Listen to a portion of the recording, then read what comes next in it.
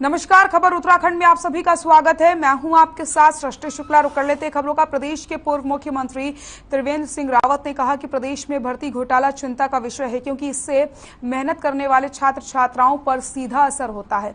पूर्व मुख्यमंत्री ने कहा कि बच्चों के भविष्य के साथ खिलवाड़ करने वालों के साथ जल्द से जल्द कानूनी कार्रवाई होनी चाहिए।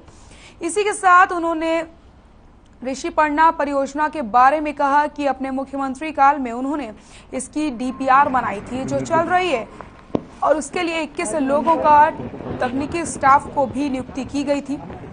वही वन विभाग से भी अनापत्ति मिल गई है, वो ये कार्यक्रम जारी रखेंगे। इस योजना के लिए ऋण देने की प्रक्रिया जारी है। तो भर्ती घोटाले पर पूर्व सीएम का बयान सामने आए हैं। दोषियों के खिलाफ जल्द होनी चाहिए कार्रवाई।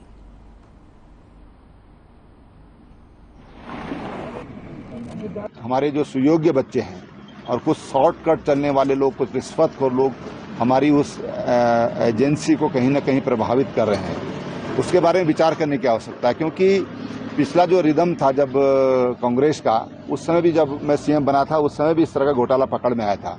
अब फिर इस तरह का घोटाला सामने आया है।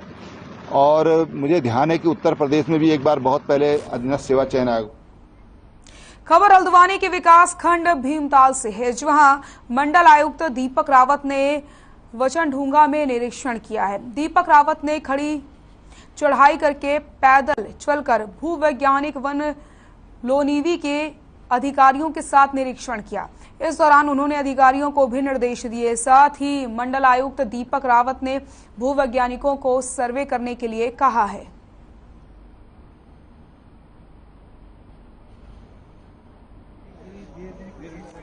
जो पीएमजेएसवाई की सड़कें पूर्व में बनी हैं, वो बहुत जगहों पे पीडब्ल्यूडी को हैंडओवर नहीं हुई। और माननीय मुख्यमंत्री जी के भी इसमें निर्देश हैं, जब मंडलीय बैठक हुई थी, कि पीडब्ल्यूडी और पीएमजेएसवाई इकट्ठे बैठ के दोनों के चीफ इंजीनियर तय कर लें कि इनकी डेडलाइंस क्या क्या हैं, कब कब है सौंपने का, क्योंकि अदरवाइज ये कभी खत्म। सेंचुरी पेपर मिल में विगत 8 वर्षों से अधिक समय से आईटीआई कर्मचारियों ने सेंचुरी मिल प्रबंधन के खिलाफ आंदोलन शुरू कर दिया है।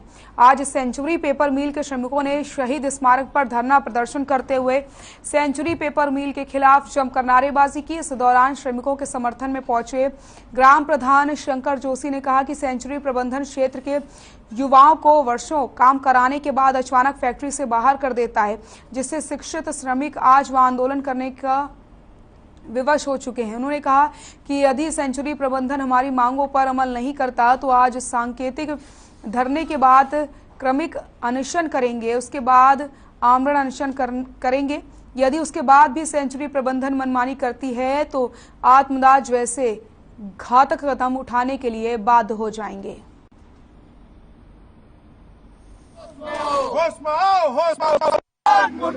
सेंचुरी प्रबंधन। उसके बाद हमने जिला प्रशासन को भी एक ज्ञापन दिया था कि 27 तारीख से हम वहाँ पर धरने में बैठेंगे। तो हम आज यहाँ पर धरने में सुबह 10 बजे से हम लोग यहाँ पर खड़े हैं, और इतनी लगातार बारिश हो रही है। और इस बारिश में भी हमारा जितने भी मेरे पीड़ित जो श्रमिक हैं उनका, और जो स्थानीय लोग हैं उनका मनोबल कम नहीं हो रहा है। और हमारे जो श्रमिक नेता हैं और जो ट्रेड यूनियन के कई ट्रेड यूनियन जिन्होंने बनाई है और चलाई है, ऐसे वृद्ध नेता जो हमारे हैं, एनके कपिल साहब भी हमारे साथ यहाँ आए हैं। हमारा लोकतांत्रिक तरीके से यहाँ पर 5 बजे तक हमारा धरना रहेगा, और उसके बाद फिर लगातार हम यहाँ पर करने रोज अनशन करेंगे। तुमने उत्तराखंड में अपने कारोबार को सही रखना है तो तुमको उत्तराखंड के लोगों से प्रेम करके और यहाँ के लोगों के साथ तालमेल करके करना चाहिए। तुम बाहर से इधर उधर से लोगों को लाकर के यहाँ के लोगों को नुकसान पहुँचा रहे हो, ये तो नहीं चलेगा। सुल्तानपुर पट्टी के व्यापार मंडल के पदाधिकारियों ने केंद्र सरकार द्वारा खाद्य पदार्थों पर बढ़ाई गई जीएसटी पर को समाप्त करने और सेल टैक्स विभाग द्वारा व्यापारियों के प्रतिष्ठानों पर लगातार की जा रही छापेमारी के विरोध में प्रदेश के मुख्यमंत्री को एसडीएम के माध्यम से ज्ञापन भिजवा। इस दौरान व्यापार मंडल के पदाधिकारियों ने कहा कि अगर उनकी मांगे पूरी नहीं की जाएंगी तो वो अपने प्रतिष्ठानों को अनिश्चितकालीन समय तक बंद करने के लिए बाध्य हो जाएंगे।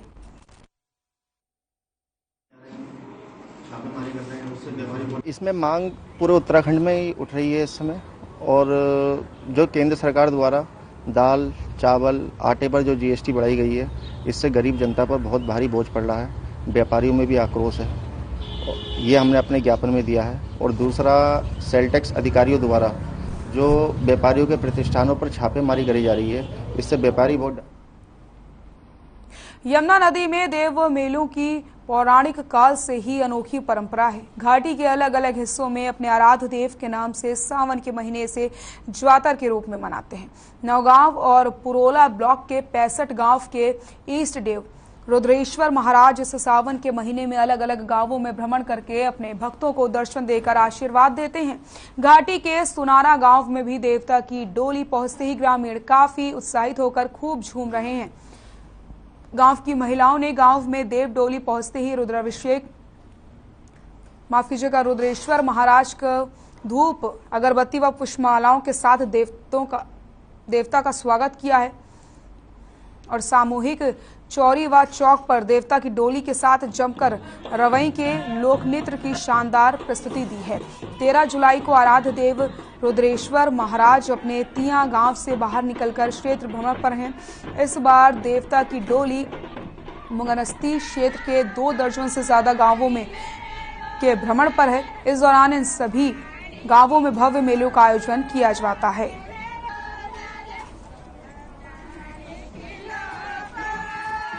रुद्रेश्वर महाराज नौगांव और पुरोला विकास खंड के 65 गांव के इष्ट देव हैं और इन क्षेत्रों के लोगों के देवता पे गहरी आस्था है।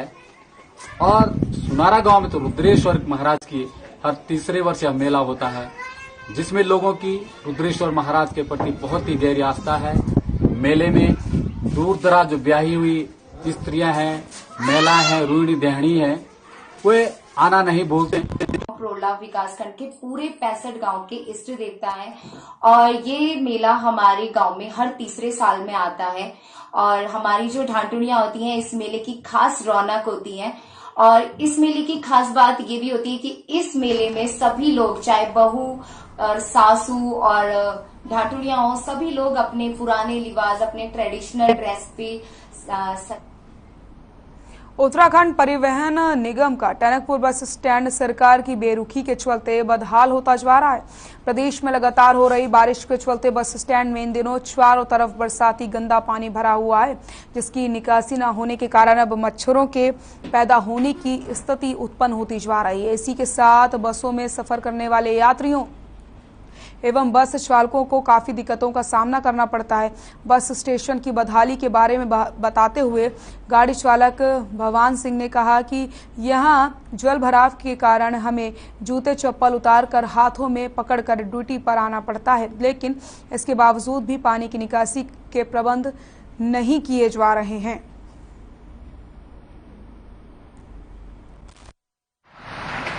यहाँ देखो पानी भरा, वहाँ बस वर्कशॉप में पूरा पानी भरा है, इतने पानी से निकलना पड़ रहा है। ठीक है, अब ये अब टाइल डाली बताइए, और पूरे में टाइल डालते पूरी बढ़िया करके कर देते, इससे गाड़ी के गड्ढे में पूरा पैसेंजर आने में परेशान हो जा रहा है, निकलना परेशानी हो जा रही है।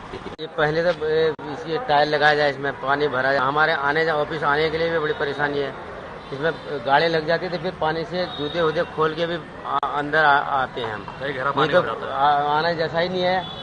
और गंदा पानी और अगर मच्छर बीमारी की अलग है और हाथ पांव बिल्कुल जलन हो रही है इनमें। हरिद्वार में कांवड़ मेला खत्म होने के बाद नगर निगम और प्रशासन के लिए शहर में पसरी गंदगी चुनौती बनी हुई है। कांवड़ मेले में आई करोड़ों लोगों की संख्या से शहर में कई टन कूड़ा इकट्ठा हो गया है। हरिद्वार में हर की पौड़ी समेत सभी गंगा घाटों और नेशनल हाईवे पर कूड़े के अंबार लगे हुए हैं। हालांकि नगर निगम दावा कर रहा है कि विशेष अभियान चलाकर 5 दिनों में कूड़ा साफ कर दिया जाएगा। इसी के चलते नगर निगम ने शहर में सफाई अभियान चलाने के लिए 15 जोन बनाए हैं। इसके अलावा एक्स्ट्रा सफाई कर्मचारियों को भी लगाया जा रहा है।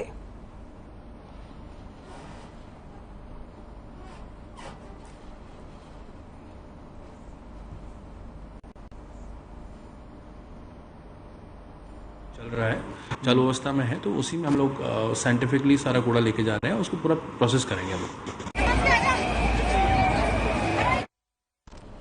आजादी के 75 वर्षों का उत्सव मनाने के लिए भारत सरकार के सहयोग से विद्युत मंत्रालय ने सांस्कृतिक नगरी अल्मोड़ा जिले में उदय शंकर नाट्य अकादमी में बिजली महोत्सव का आयोजन किया। इस अवसर पर विभिन्न सांस्कृतिक कार्यक्रमों, नुक्कड़ नाटक और बिजली के क्षेत्र पर लघु फिल्मों को दिखाया गया।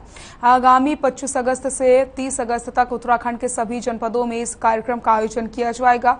इस कार्यक्रम में जागेश्वर से विधायक मोहन सिंह मेहरा और कई अन्य अधिकारी उपस्थित रहे।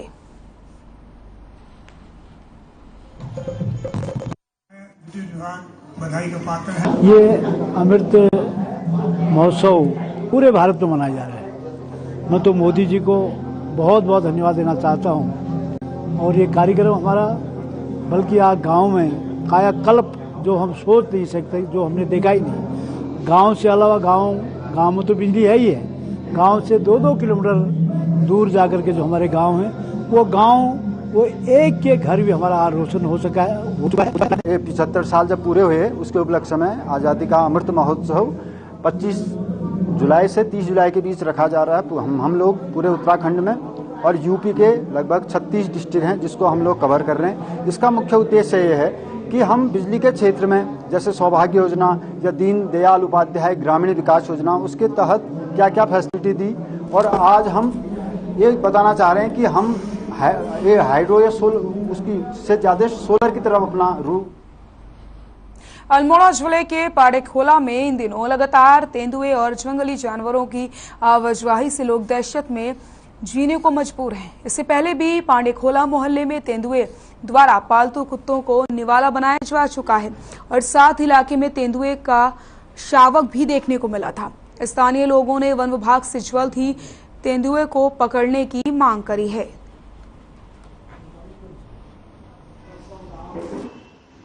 पेट्रोल पंप के यहाँ पर तो कल रात्रि का ये वीडियो है जिसमें तेंदुआ यहाँ पर से एक कुत्ता वहाँ पर को जो घूमता है उसको उठा के ले गया है। इस समय मेरी रेंजर साहब मोहन राम जी से भी वार्ता हुई है। वो परसों भी रेंजर साहब क्या हुआ था कि वहाँ पर एक बागिन का बच्चा हमें घायल अवस्था में मिला था जिसको हमने वन विभाग के सुपुर्द किया। उसके बाद रेस्क्यू सेंटर वन विभाग वालों से ले गया, बच्चा ठीक है। तो उसकी माँ को ढूंढने के लिए लगातार मोहन राम जी का भी प्रयास। चंपावत जिले के टनकपुर के ग्राम घेड़ा खाली में 3 शावकों के साथ आबादी क्षेत्र के पास घूमती हुई बागिन का वीडियो सोशल मीडिया पर तेजी से वायरल हुआ है। वीडियो में बागिन अपने 3 शावकों के साथ रात के अंधेरे में आबादी क्षेत्र के पास घूमती हुई देखी जा रही है। बताया जा रहा है कि ये मामला टनकपुर तहसील के अंतर्गत पड़ने वाले घेड़ा खाली गांव का है।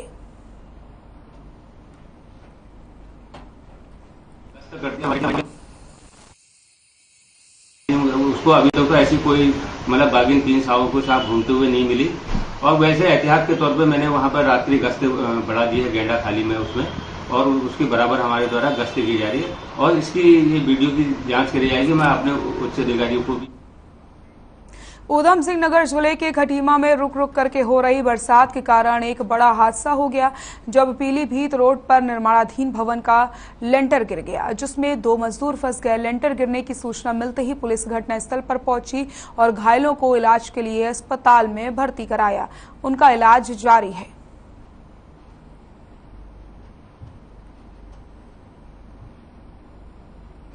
अरे सब सही है सब। पर ये लैंडर पड़ा था आज, इसमें ये गिर गया है जिसमें 2 लोगों के अंदर दबे होने की सूचना यहाँ पर मिली है। एक का रेस्क्यू कर दिया गया है, दूसरे का भी प्रदेश में बढ़ रहे कोरोना केसों को लेकर के जहां प्रदेश सरकार ने एक बार फिर से एसओपी जारी कर दी है तो वहीं अल्मोड़ा जिले में भी कोरोना के केस में लगातार वृद्धि देखी जा रही है। यहां रोज करीब 8 से 10 कोरोना पॉजिटिव केस मिल रहे हैं। जिले में कोरोना के बढ़ते मरीजों के चलते हालांकि अस्पतालों में टेस्टिंग बढ़ाई जा रही है और मरीजों को डॉक्टरों के द्वारा काउंसलिंग और दवाइयां भी दी जा रही हैं।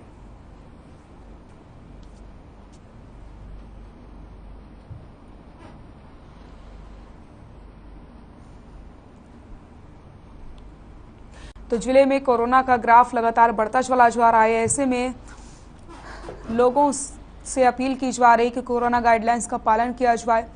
हर दिन 8 से 10 पॉजिटिव केस जरूर मिल रहे हैं, तो ऐसे में कहीं ना कहीं अगर लोगों ने लापरवाही की तो आने वाली स्थिति में चीज़ें और ज़्यादा बिगड़ सकती हैं। तो प्रशासन भी यही अपील कर रहा है लोगों से कि ज़्यादा से ज़्यादा कोरोना गाइडलाइंस का पालन किया जाए, अपने हाथों को बार बार सैनिटाइज किया जाए, 2 गज की दूरी का पालन भी किया जाए, क्योंकि इस तरीके से बढ़ते कोरोना के ग्राफ आने वाले समय में चिंता का विषय बन सकता है। तो अल्मोड़ा में जो कोरोना का ग्राफ है वो लगातार बढ़ रहा है। 8 से 10 पॉजिटिव केस रोज सामने आ रहे हैं।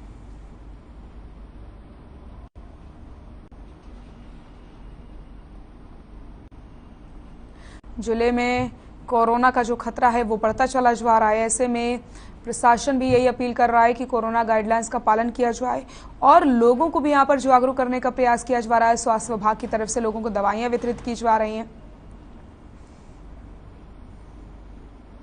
तो आपको बताते चलें, डॉक्टर्स भी लोगों से अपील कर रहे हैं कि ज़्यादा से ज़्यादा वैक्सीनेशन अभियान में हिस्सा लें और वैक्सीन भी लगवाएं। जिन्होंने अभी तक अपनी पहली और दूसरी डोज नहीं लगवाई है वो जल्द से जल्द अपनी पहली डोज लगवा लें और जिन्होंने अपनी दोनों डोज लगवा ली हैं वो यहाँ पर बूस्टर डोज लगवा लें, क्योंकि वैक्सीन से ही हम कोरोना को मात दे सकते हैं। वैक्सीन ही एकमात्र उपाय है जिससे कोरोना को हम भगा सकते हैं। कोरोना से लड़ने का एकमात्र उपाय कोरोना गाइडलाइंस का पालन करना और वैक्सीन लगवाना है।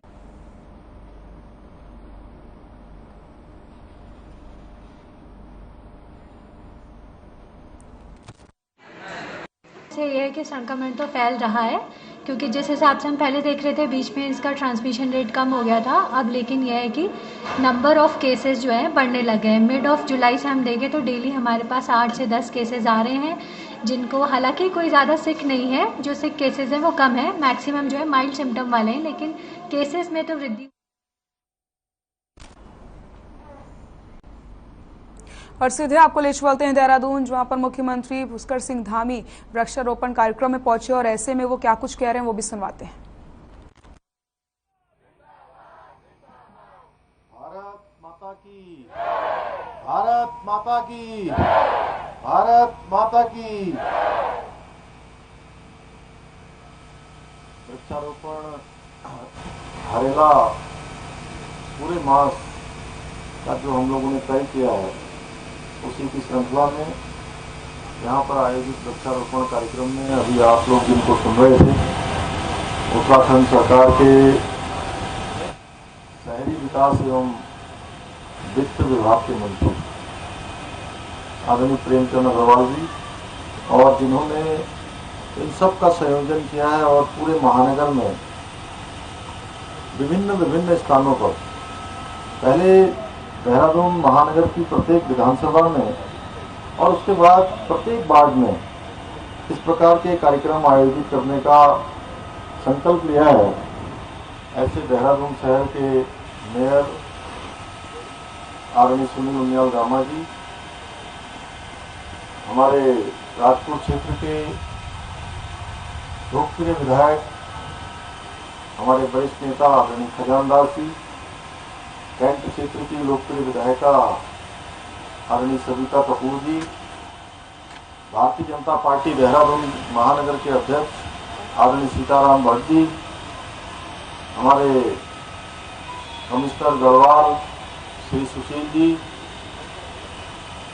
दून डिफेंस एकेडमी के हरिओम जी और उनकी धर्मपत्नी गीता जी, एवं यहाँ पर उपस्थित हमारे अनुसूचित आयोग के अध्यक्ष भाई मुकेश कुमार जी, भाई विशाल गुप्ता जी, सामने बैठे हुए हमारे डीएफओ श्री नीतीश मणि जी, एसएसपी साहब श्री कुंवर साहब, हमारे विभिन्न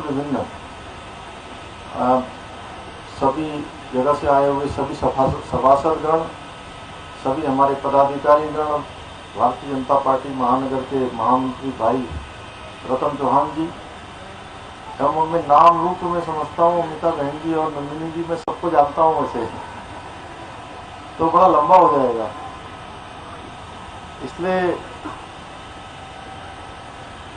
कमली भट्ट जी कह रहे होंगे मेरा नाम नहीं ले रहे, बहन जी कह रहे होंगे मेरा नहीं ले रहे। अब सभी मेष राशि से लेकर मीन राशि तक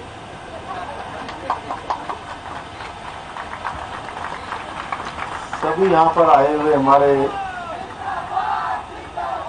मोहित हो गए नारे मत लगा, सभी आए हुए हमारे महानुभाव, सभी उपस्थित भाइयों बहनों, और जिनकी उपस्थिति में ये शानदार कार्यक्रम यहाँ पर आयोजित हो रहा है, ऐसे मेरे सभी प्रिय छात्र एवं छात्राएं, मैं सबसे पहले तो आप सबको बहुत बधाई देता हूं कि आप लोगों ने यहाँ पर बहुत शानदार कार्यक्रम आयोजित किया है। और जब मैं यहाँ आ रहा था तब मैं देख रहा था कि हमारे सभी नौजवानों में, युवाओं में, छात्रों में एक अभूतपूर्व जोश उनके अंदर दिखाई दे रहा था, एक उत्साह दिखाई दे रहा था। और कोई भी काम हम करने जाते हैं और अगर हमारे अंदर उत्साह होता है तो ऊर्जा स्वतः ही आ जाती है। और ये ऊर्जा आपकी निश्चित रूप से, जो हम कह रहे हैं क्लीन सिटी, ग्रीन सिटी, इस क्लीन सिटी और ग्रीन सिटी को बनाने में कामयाब होगी। मैं इसके लिए आप सभी को बहुत शुभकामनाएं देता हूं, बहुत बधाई देता हूं। और जहां तक वृक्षारोपण का प्रश्न है, वृक्षारोपण और हरेला पर्व दोनों एक दूसरे के पर्याय हैं। और हमारे पूर्वजों ने ये हमारी संस्कृति के साथ इसको जोड़ा है कि प्रत्येक वर्ष हम हरेला का पर्व मनाते हैं और हरेला पर्व मनाते समय हम वृक्षारोपण भी करते हैं। आप स्वयं सोचिए कि हमारे पूर्वज ये सब हमको विरासत में देकर गए हैं और उसी विरासत के कारण से हम जीवित हैं। हमको आज ऑक्सीजन मिल रही है, हमको शुद्ध हवा मिल रही है, शुद्ध जल मिल रहा है, अच्छा वातावरण मिल रहा है, पर्यावरण मिल रहा है। इस सब के पीछे बहुत बड़ा अगर रोल किसी का है तो हमारे इसी वृक्षारोपण अभियान का है, जो हमारी संस्कृति और हमारे संस्कारों में विद्यमान है। आज जब देश के अंदर, दुनिया के अंदर तमाम प्रकार के अनुसंधान बढ़े हैं, ज्ञान बढ़ा है, विज्ञान बढ़ा है, दुनिया ने तेजी से विकास की तरफ कदम बढ़ाए हैं, तेजी से विकास बढ़ा है, हर प्रकार का अनुसंधान हुआ है। लेकिन ये अनुसंधान ने हमको अंदर एसी के कमरों में बैठने की सुविधा तो प्रदान कर दी है, लेकिन उस एसी से निकलने वाला जो टेम्परेचर है, जो अंदर गर्म करता है, अंदर ठंडा करता है और बाहर जो गर्मी छोड़ता है, उसका कोई रास्ता अभी तक ज्ञान विज्ञान हमारा निकाल नहीं पाया है। हमारे अनुसंधान भी नहीं निकल पाए। क्यों नीतीश मोदी जी अभी निकाल नहीं पाए।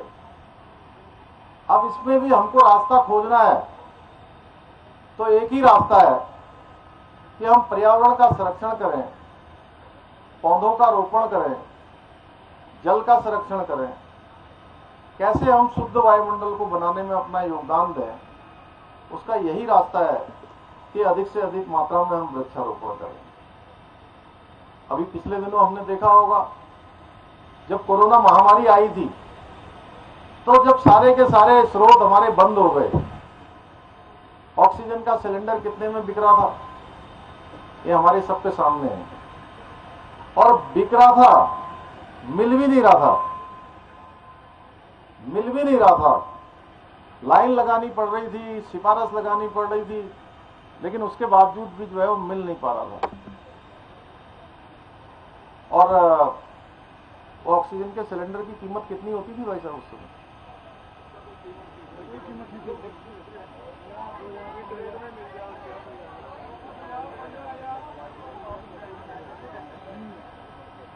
देखिए वो अलग अलग कीमत है।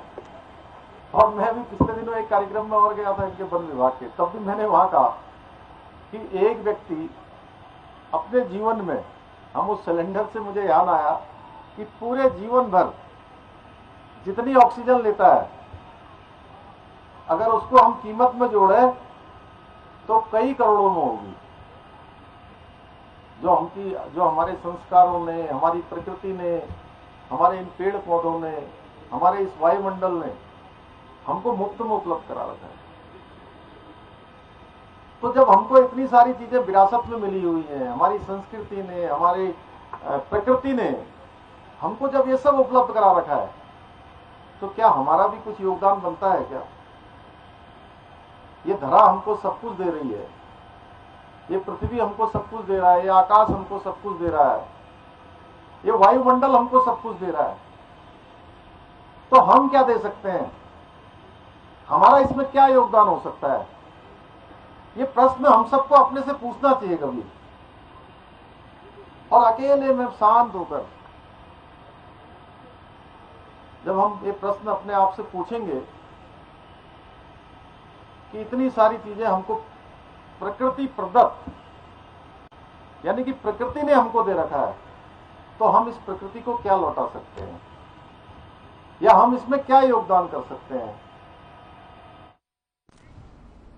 मुख्यमंत्री पुष्कर सिंह धामी को आप सुन रहे थे, जिन्होंने साफ तौर पर ये कहा है कि आम लोगों को सुविधाएं पहुंचवाने की सरकार पूरी तरीके से यहाँ पर कोशिशें कर रही है, योजनाएं बनाई जा रही हैं। इसी के साथ उन्होंने यहाँ पर लोगों से अपील करी है कि जब भी आप किसी से मुलाकात करते हैं तो फूल की जगह एक पौधा उसे भेंट करिए और प्रकृति की रक्षा करिए। खबर उत्तराखंड में फिलहाल के लिए इतना ही। नमस्कार, देखते रहिए हर खबर।